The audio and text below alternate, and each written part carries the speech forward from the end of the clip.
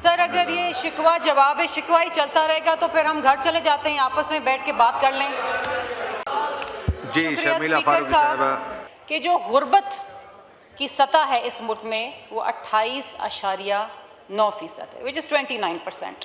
कि हर तकरीबन चौथा पाकिस्तानी गरीब है। सर अगर ये शिकवा जवाब शिकवा ही चलता रहेगा तो फिर हम घर चले जाते हैं, आपस में बैठ के बात कर लें। जी बोलें आप। शुक्रिया सर। हर साल जब बजट आता है तो उससे हुकूमत की नीयत और तरजीहात का तयन होता है, और सर हर साल कौम जो है वो रिलीफ की मुंतज़र होती है। लेकिन सर अनफॉर्चुनेटली अब तो ये हाल हो गया है कि इस कौम ने रिलीफ की आस ही छोड़ दी है। सर फाइनेंस मिनिस्टर साहब बहुत ही कॉम्पिटेंट शख्सियत हैं, ही हैज़ एक्सपर्टीज़ और उनकी टीम बहुत अच्छी है।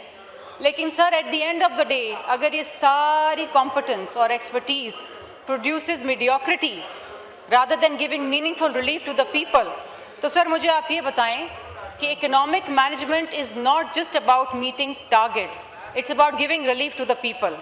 सर पहला रिलीफ, सर हाउस में बहुत शोर है, मुझसे कंसंट्रेशन नहीं हो रही है। सर हाउस इन ऑर्डर करते हैं, शोर बहुत है। बजट पर डिस्कशन हो रहा है सर, ये बहुत अहम है, कौम की किस्मत का फैसला होने जा रहा है सर यहाँ पर। सर पहला रिलीफ जो हुकूमत बड़े फैन फेयर के साथ क्लेम कर रही है वो तनख्वाहदार तबके को रिलीफ देने की बात कर रही है। सर मैं उन स्लैब्स की डिटेल्स में नहीं जाऊंगी, लेकिन सर ये तनख्वाहदार तबका वो तबका है जो मुल्क की तारीख में सबसे ज़्यादा टैक्स देता है, more than the exporters, more than the retailers, more than anybody else।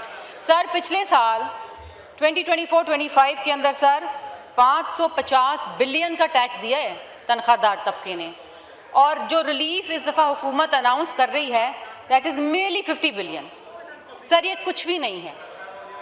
ये रिलीफ अनाउंस करके हुकूमत उसके साथ साथ इनडायरेक्ट टैक्सेशन में, जिसको वो पीडीएल कहती है, जो शायद उनका सबसे पसंदीदा रेवेन्यू कलेक्शन इंस्ट्रूमेंट अब बन चुका है, वो 1.7 खरब रुपए है जो आप पेट्रोल की मद में हमसे ले लेंगे, चाहे हम चाहें ना चाहें। सर क्लाइमेट लेवी की मद बढ़ा दी गई है 2.5 रुपये से 5 रुपये, ये भी हमें देनी है, चाहे वो रिक्शे वाला हो, स्कूटर वाला हो या लैंड क्रूज़र वाला हो, वो भी हमें देनी है। सर जो दूसरा मेरा कंसर्न है वो ये है कि सर जो सेल्स टैक्स का 3rd शेड्यूल है उसको एक्सपैंड कर दिया गया है और उसमें 21 कैटेगरीज इंक्रीज़ कर दी गई हैं, जिसमें सर वो आइटम्स हैं जो लग्जरी आइटम्स नहीं हैं, उनको अब रिटेल प्राइस के ऊपर टैक्स किया जाएगा, जिसमें सर दूध है, दूध के प्रोडक्ट्स हैं, हाउस होल्ड प्रोडक्ट्स हैं, सैनिटरी प्रोडक्ट्स हैं। सर ये तमाम वो चीज़ें हैं जो एक आम शहरी एक आम घरेलू ज़रूरियात के मुताबिक अपने घर में इस्तेमाल करता है।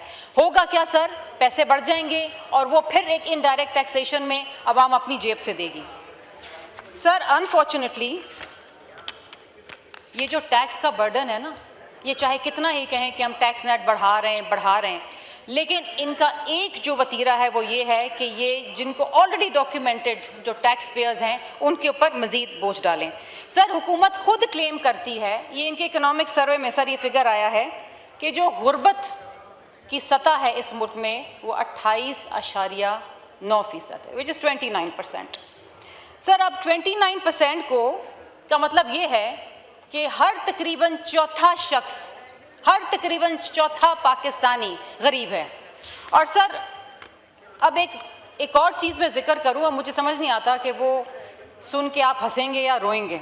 सर थोड़ी सी तवज्जो दे दें, स्पीकर साहब आपकी तवज्जो की मुंतज़िर हूँ।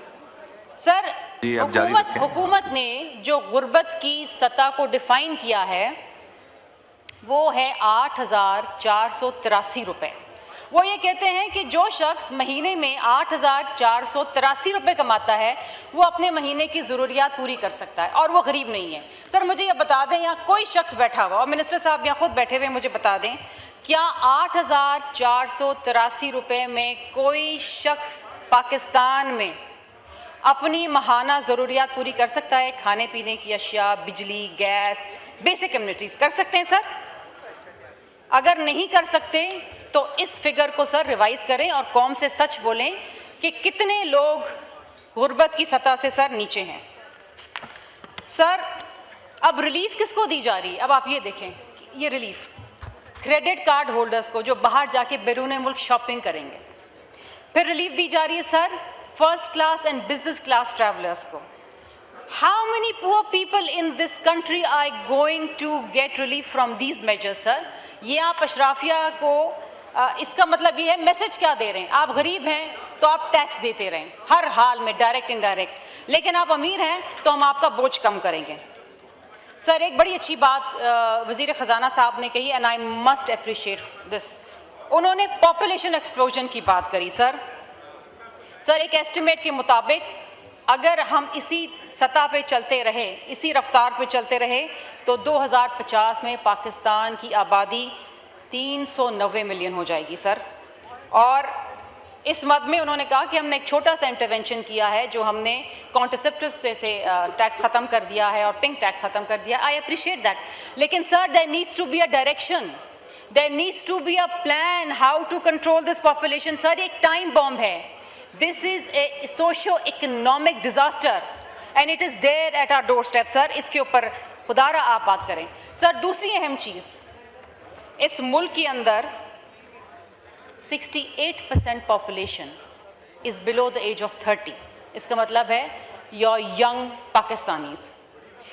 अनएम्प्लॉयमेंट, बेरोज़गारी 7.1% पे है। सर मैंने इस बजट के अंदर इस यूथ के लिए कुछ नहीं देखा। I saw nothing at all. 16 crore 30 lakh Pakistani नौजवान हैं सर, और मैंने उनके लिए जो एक खतीर रकम रखी गई है वो है 5 अरब रुपए। 5 अरब रुपए 1,20,000 नौजवानों के लिए जिनको ट्रेनिंग दी जाएगी। इसका मतलब ये है सर कि जो बाकी नौजवान हैं उनके लिए कुछ नहीं, सिर्फ 1,20,000 नौजवान। इसका मतलब ये है जो आप खर्च कर रहे हैं 16 करोड़ 30 लाख नौजवानों पे पाकिस्तान में, वो है 0.07%। और अगर आप इसको पैसों में ट्रांसलेट करें तो सर ये 32 रुपये बनता है पर नौजवान। सर इस्लामाबाद में एक समोसा भी 40 रुपये का मिलता है, और आपने अपने नौजवान की कीमत जो है 32 रुपये लगा दी, एक समोसे से भी कम। दिस इज़ योर प्रायोरिटी, ये आपकी प्रायोरिटी है। सर आप बजट बनाते हैं, पैसे इकट्ठे करते हैं, 8 trillion from your current expenditure, which is 43% of your current expenditure and 68% of your federal revenue, it goes in interest payments. Sir interest payments का मतलब क्या? वो जो कर्ज आप लेते हैं इसमें जो सूद आपने देना है, आप वो सूद में दे रहे हैं। पेंशन की मद में sir 1.1 trillion. Sir this is not sustainable. उसके बाद FBR, एक सफ़ेद हाथी, बेजार हो गए हम सुन के FBR, tax collection. Sir again a tax shortfall of 1.1 trillion. Article 164 आप इन्वोक करते हैं, सूबों को चाबी देते हैं और सूबों को कहते हैं कि जी हमारी नाकामी और नाअहली को फंड करें। अब आप वो पैसे जो आपने सूबों से लिए हैं वो भी 1.1 ट्रिलियन है। अगर आप FBR की शॉर्टफॉल ख़त्म कर ले तो शायद आपको सूबों से पैसे लेने की ज़रूरत ना होती। सर पेंशन्स के रिफॉर्म्स, 2 साल से मैं सुन रही हूँ कि पेंशन्स के रिफॉर्म्स आने। सर एक रिफॉर्म नहीं हमने सुना, एक रिफॉर्म। बातें बड़ी अच्छी होती हैं, सही सिमत में जा रहा है, स्टेबलाइजेशन हो रही है। सर योर सर्कुलर डेट 5.1 खरब रुपए is your circular debt. Sir अब सवाल ये आपका सिर्फ एनर्जी सेक्टर का सर्कुलर डेट है। सर अब आपका सवाल मैं आपसे पूछती हूँ, और एक कौम भी सवाल पूछ रही है कि 5.1 जो आपका एनर्जी सेक्टर के अंदर सर्कुलर डेट है, उसकी नतीजे में जो वज़ीर तवानाई है उनको सितारे इम्तियाज़ दे दिया जाता है। लेकिन कौम में पूछ रही है कि ये नाअहली और नाकामी का बोझ कब तक हम उठाएंगे? ये हमारी जेबों से जा रहा है। सर सबसे ज़्यादा इस मुल्क के अंदर जो बिजली की कीमतें हैं पूरे खत्ते में नहीं है। सर पूरे खत्ते में नहीं है। जो यहाँ पेट्रोल की कीमतें हैं पूरे खत्ते के अंदर नहीं है सर। लेकिन यहाँ पर वज़ीर साहब की नाकामी को अवार्ड किया जाता है और ही receive Sitare Imtiaz. So much for the civil awards in this country. Sir आपने कौम की जो सरमाया है वो कौम की यूथ है, कौम के वो लोग हैं जो बेरोज़गार हैं। जो पढ़ना चाहते हैं, लिखना चाहते हैं, जो नौकरियां चाहते हैं। Sir, there is no dedicated allocation for any job creation in this budget, nothing, zero. आपने ह्यूमन कैपिटल के अंदर इन्वेस्टमेंट ही नहीं की। आपका जो एजुकेशन सेक्टर है सर, अब उसकी एलोकेशन इतनी कम हो गई है कि वो 0.8% ऑफ GDP चला गया है सर। वो जो रिफॉर्म्स की बातें थी, वो रिफॉर्म्स की बातें हमें कहीं नज़र नहीं आ रही। सर, मैं कराची पे आती हूँ, मेरा ताल्लुक़ कराची से है। Sir, Karachi page the highest tax in the country, highest tax. Just one LTO office in Karachi pays 3.25 trillion rupees. Just one LTO office, FBR office in Karachi, sir.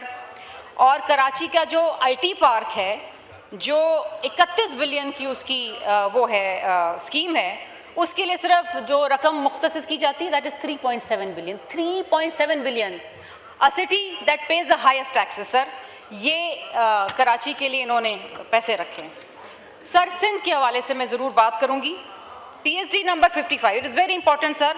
और ये हैदराबाद सखर मोटरवे है जो 306 किलोमीटर है। सर, इसकी जो total cost आ रही है ना, वो 363 बिलियन है। और आपको पता है इस दफ़ा जो बजट में पैसे रखे गए वो कितने? 30 बिलियन। सर, ये 10 साल में प्रोजेक्ट कंप्लीट नहीं होगा। हैदराबाद सखर, हम रोते रहेंगे, ये हुकूमत भी चली जाएगी, दूसरी आएगी, हम रोते रहेंगे, लेकिन वो हैदराबाद सखर मोटरवे नहीं बनेगी। ये खतीर रकम। और सर, NHA को कितने पैसे इस दफ़ा दिए गए हैं? 224 billion NHA, highest single allocation. पिछले साल भी NHA यूटिलाइज नहीं कर पाया, सिर्फ 124 बिलियन किए थे। इस साल भी हाईएस्ट एलोकेशन है, लेकिन हैदराबाद सखर के लिए पैसे नहीं है इनके पास। सर, मोरो से लेकर रानीपुर ये स्कीम जो है N5, सर ये 557 बिलियन की स्कीम है। और सर, एलोकेशन कितनी है? 9 बिलियन। न जाने कितने सालों में बनेगी सर।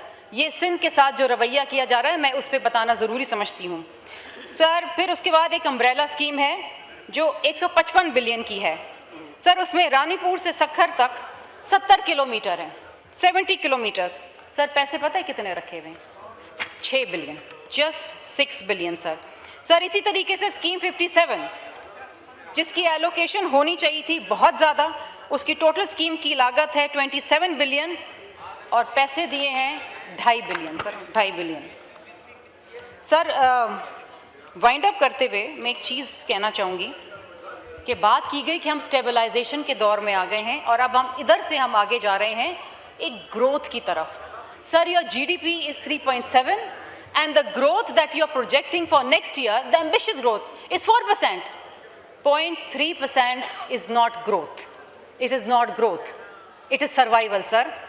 और अगर आपकी यही मीडियोकर एम्बिशन है तो अल्लाह आपका हाफिज़ है, अल्लाह इस कौम का हाफिज़ है सर। बात ये है कि sir, we cannot keep on taxing this nation to fund 8 trillion of debt servicing. We cannot do this, sir.